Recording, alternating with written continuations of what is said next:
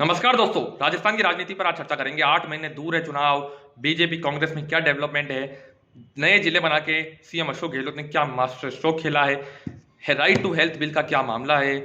असदुद्दीन ओवैसी और अरविंद केजरीवाल हाल ही में राजस्थान में प्रेस कॉन्फ्रेंस करके गए हैं, रैली करके गए हैं, उनमें क्या डेवलपमेंट्स हुए हैं। बीजेपी के नए अध्यक्ष बने हैं सीपी जोशी, उस पर चर्चा करेंगे, सभी मुद्दों पर चर्चा करेंगे। सबसे पहले शुरू करते हैं मेन मुद्दे से, जिले बनाने के मुद्दे से। राजस्थान में 33 जिले थे, अब 50 जिले हो गए हैं, 19 नए जिले बने हैं, 3 नए संभाग बने हैं, 10 संभाग कुल अब राजस्थान में हो गए हैं।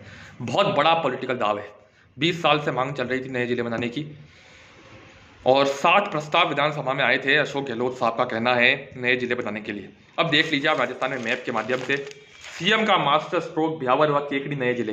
राजस्थान पत्रिका जो यहाँ का अखबार है लोकल, इसमें ये खबर प्रकाशित हुई है, आप साफ साफ देख सकते हैं। ये मैप है राजस्थान का। मैं आपको सारे जिले तो नहीं बता पाऊंगा, लेकिन जो मुख्य जिले हैं आज जयपुर से देख सकते हैं। जयपुर से अलग होके जो नए जिले बने हैं वो है जयपुर दक्षिण, जयपुर उत्तर, उत्तर दूदू और कोटपुतली। इसके अलावा जोधपुर से जोधपुर पूर्व, जोधपुर पश्चिम और फालूदी। इसके अलावा डींग जो कि आप देख सकते हैं यहाँ पे भरतपुर से अलग होकर नया जिला बनाया है। इसके अलावा सलूम्बर और सांचौर जालोर से अलग होकर जिला बनाया है। बालोतरा ये बाड़मेर से अलग होकर जिला बनाया है। अनूपगढ़ श्रीगंगानगर से अलग होकर, नीम का थाना सिक्कर से अलग होकर, डीडवाना कुचामन नागौर से अलग होकर, इस तरह से शाहपुरा जो है वो जिला बना है। यहाँ पे आप देख सकते हैं शाहपुरा की मैं बात करूँ कहाँ से जिला बना है, भीलवाड़ा से। इसके अलावा गंगापुर सिटी जो कि जिला बना है अलग होकर सवाई माधोपुर से। तो इस तरह से जिले बने हैं 19। बहुत बड़ा दाव है राजस्थान में अशोक गहलोत का। अशोक गहलोत की घोषणा के बाद उन्हें लोग जादूगर कह रहे हैं। उन्होंने कहा जादूगर का बहुत बड़ा जादू है और इससे राजस्थान में कांग्रेस की स्थिति में बहुत बड़ा परिवर्तन आएगा। ये आज देखने वाली बात होगी, क्या होगा आने वाला समय बताएगा। लेकिन ये सब कुछ राजस्थान में हुआ है और कुछ विवाद भी हुए हैं। देखिए आप, तेजारा विधायक का चेयरमैन पद से इस्तीफा, जिला बनाने से नाराज है, नहीं बनाने से नाराज है, माफ कीजिएगा। तो नाराजगी तो होनी ही थी क्योंकि 60 प्रस्ताव विधानसभा में अशोक गहलोत सरकार को आए थे। आप ये देखिए, डूडू से बगरू बना रहा दूरी, भीनमाल को सांचौर नहीं भाया, जालोर ही भाया। ये एक खबरें राजस्थान के अंदर आई है। इसके अलावा भी कुछ खबरें हैं, मैं आपको बता दूं कि जश्न भी बनाए जा रहे हैं। अब आप ये कटिंग देख सकते हैं, सिक्कर जिले की ये कटिंग है। यहाँ पे लोग पटाखे फोड़ रहे हैं। नया संभाग सिक्कर को बनाया गया है। सिक्कर इससे पहले जयपुर संभाग में आता था। सिक्कर, बांसवाड़ा और पाली को संभाग बनाया गया है।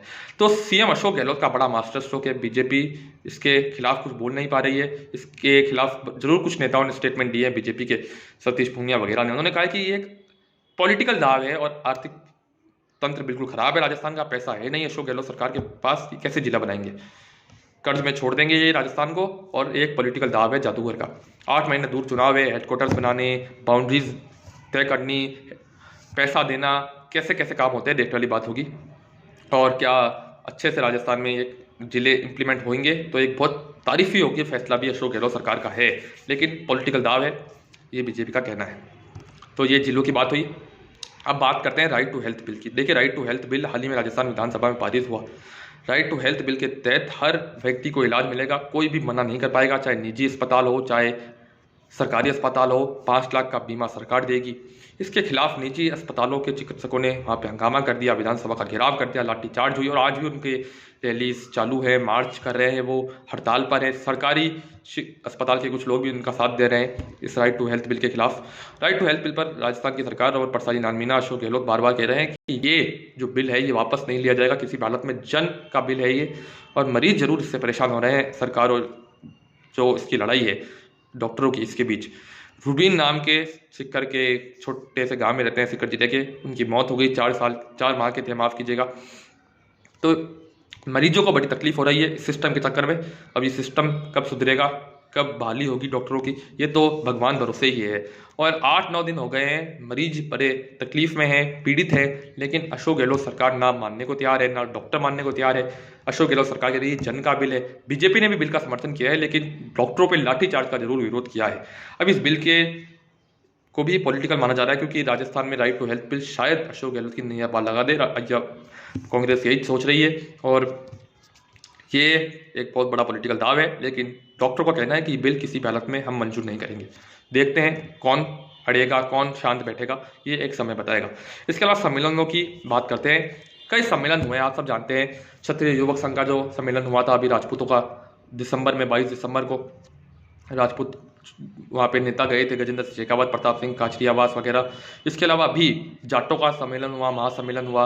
अब यहाँ पे सम्मेलन हुआ है ब्राह्मणों का। जी हाँ, परशुराम जयंती के मौके पर शायद ये सम्मेलन हुआ और इसके में परशुराम भगवान के नारे लगे। अश्विनी वैष्णव यहाँ पे आए, जो रेल मंत्री, ये पहली बार किसी इस तरह के सम्मेलन में वो दिखे हैं। एक ब्राह्मण नेता के रूप में अपनी पहचान बना रहे हैं यहाँ पे अश्विनी वैष्णव। अब देखने वाली बात होगी कि सम्मेलनों से पॉलिटिकल पार्टीज पे क्या प्रेशर जाता है। क्या ब्राह्मण सीएम बनेगा, राजपूत बनेगा, जाट बनेगा, और हो सकता है आने वाले समय में गुजरों का भी, मीणाओं का भी सम्मेलन हो, तो कई तरह की आदिवासियों का सम्मेलन हो। इस तरह से सम्मेलन जिस तरह से हो रहे हैं, पॉलिटिकल पार्टी से प्रेशर है और जातियों के बीच में मतभेद साफ दिखने को मिल रहा है। अब सब जाति चाहती है अब हमारा सीएम बने, एक सीएम तो एक बनेगा। अब देखने वाली बात होगी कि किस जाति से क्या सीएम बनता है और बीजेपी और कांग्रेस को किस तरह से हैंडल करते हैं। अब बात करते हैं बीजेपी की।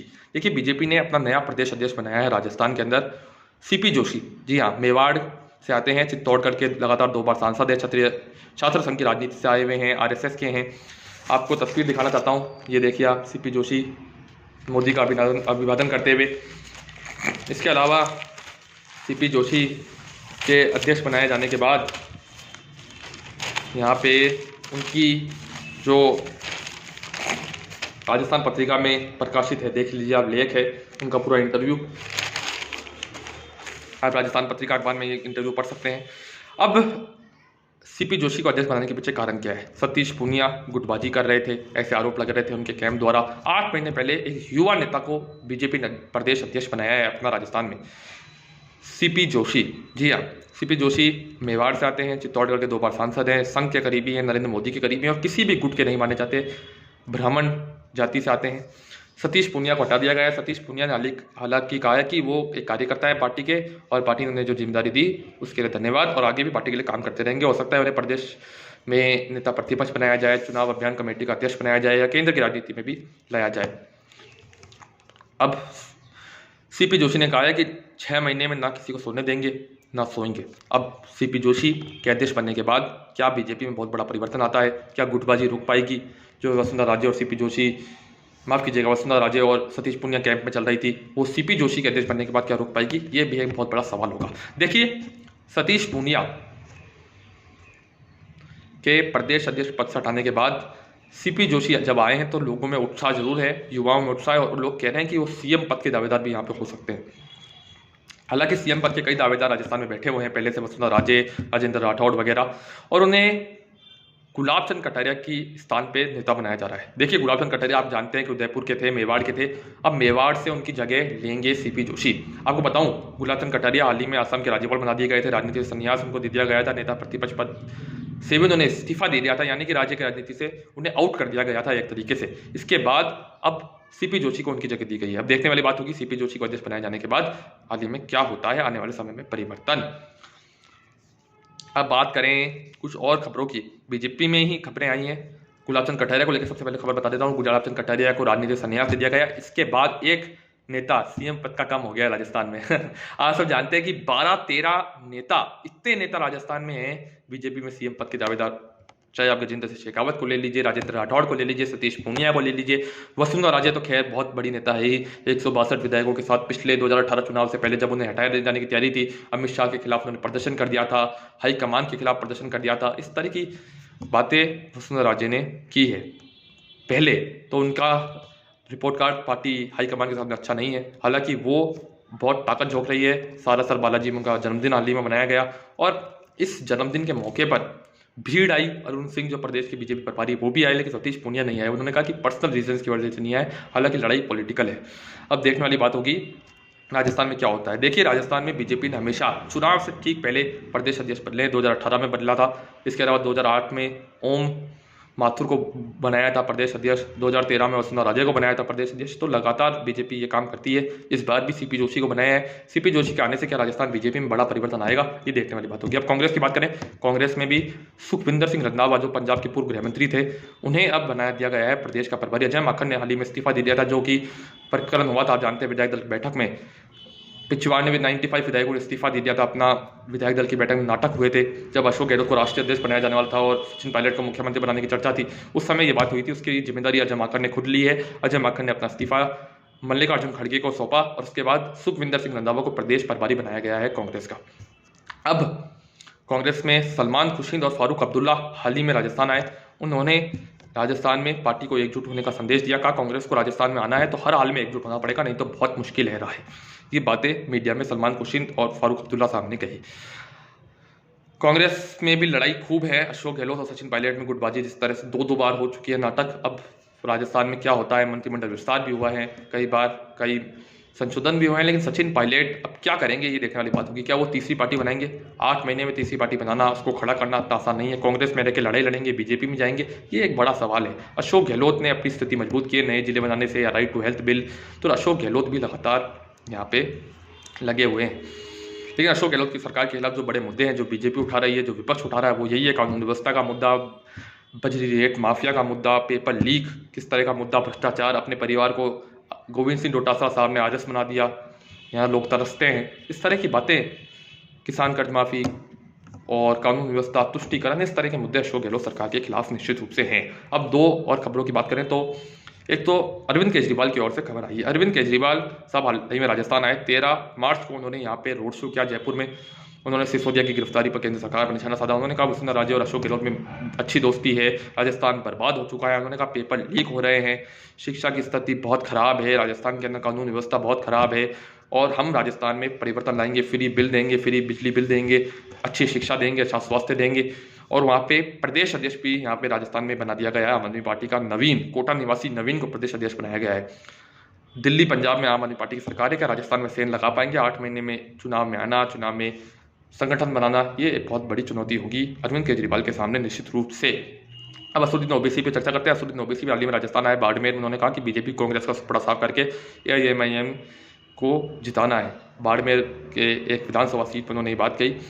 असदुद्दीन ओवैसी भी अपने कैंडिडेट उतारेंगे। इसके अलावा एक और पार्टी है, राष्ट्रीय लोकतांत्रिक पार्टी, नागौर के जो सांसद हैं हनुमान बेनीवाल, उनकी ये पार्टी है, वो भी इस बार राजस्थान में चुनाव लड़ेंगे। वो कह रहे हैं कि सरल स्वच्छ पार्टी है। वैसे मुख्य रूप से जाटों की पार्टी है, पहले बीजेपी के साथ थे, अब बीजेपी से अलग हो गए, निर्दलीय भी थे। तो हनुमान बेनीवाल का किस तरह का इम्पैक्ट होगा देखने वाली बात होगी। राजस्थान में 8 महीने चुनाव दूर है। बीजेपी कांग्रेस दोनों पार्टियों में चुनौती है। जहां बीजेपी में वसुंधरा राजे बनाव ऑल हो चुका है, मुकाबला गजेंद्र शेखावत का नाम आ रहा है, ओम बिरला का नाम ले रहे हैं। कुछ लोग तो कह रहे हैं कि CP जोशी प्रदेश अध्यक्ष बना दिए गए हैं, मतलब वही मुख्यमंत्री का कैंडिडेट है। इस तरह की खबरें भी दैनिक भास्कर, दैनिक जागरण अखबारों में छपी है। लेकिन राजस्थान के अंदर अशोक गहलोत कराना इतना आसान नहीं होगा। हालांकि विपक्ष के पास मुद्दे खूब हैं, जैसे आम आदमी पार्टी, बीजेपी, राष्ट्रीय लोकतांत्रिक पार्टी यही मुद्दे उठा रही है कि बीजेपी जो कांग्रेस के खिलाफ मुद्दे उठा रही है वो यही है कि हालत खराब है राजस्थान में और कानून व्यवस्था बहुत ही बेकार है, तुष्टीकरण हो रहा है धर्म विशेष का। इस तरह की बातें उठाई जा रही है बीजेपी द्वारा, आम आदमी पार्टी द्वारा, विपक्ष द्वारा। भ्रष्टाचार का मुद्दा, रेत माफिया का मुद्दा, किसान कर्ज माफी का मुद्दा, इस तरह के मुद्दे यहाँ उठ रहे हैं। 8 महीने चुनाव दूर हैं, बीजेपी को भी अच्छे से तैयारी करनी पड़ेगी।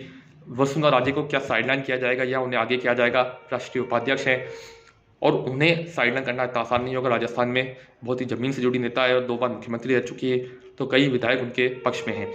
और दूसरी ओर कांग्रेस में अशोक गहलोत और सचिन पायलट की जो रार है वो अभी बरकरार है और इसका कोई भी सोल्यूशन हाईकमान नहीं निकाल पा रहा है। अब देखने वाली बात होगी क्या होता है आने वाले समय में। अशोक गहलोत वर्सेस वसुंधरा राजे वापस होगा या फिर कुछ और होगा। लोग तो कह रहे हैं कि नरेंद्र मोदी के नाम पर राजस्थान में बीजेपी चुनाव लड़ेगी।